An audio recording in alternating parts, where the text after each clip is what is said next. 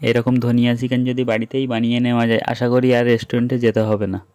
তার জন্য আমরা মাংসটাকে প্রথমে ম্যারিনেট করে নেব লবণ আর হলুদ দিয়ে। বেশি হলুদ গুঁড়ো দিলে কী হবে, আমরা যে ধনেপাতাটা ইউজ করব তার কালারটা নষ্ট হয়ে যাবে। এবার গ্রেভির জন্য একটা মশলা তৈরি করে নেব। তার জন্য 25 গ্রাম কাজু নিয়েছি, কাজুটাকে পেস্ট করে নেব।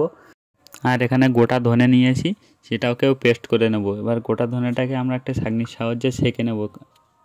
আমরা এখানে শুধু ধনের জলটাই ব্যবহার করব, আর বাকি খোসাটাকে আমরা বাদ দিয়ে দেবো।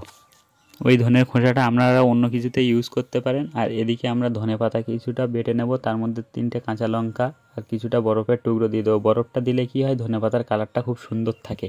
ধনিয়া চিকেনটা রান্না করার জন্য আমরা কড়াই বসিয়েছি, কড়াইটা গরম হয়ে গেছে। একটু সাদা তেল দিয়ে দেবো, তার মধ্যে 4-5টা লবঙ্গ আর 4টে এলাচ দিয়ে দেবো। আর এলাচ আর লবঙ্গ থেকে সুন্দর একটু ফ্লেভার বেরোলেই তখন আমরা 3টে পেঁয়াজ কুচি দিয়ে দেবো। পেঁয়াজটা সুন্দর করে লাল করে ভেজে নেওয়ার পরে ম্যারিনেট করে রাখা চিকেনটাকে দিয়ে দেবো।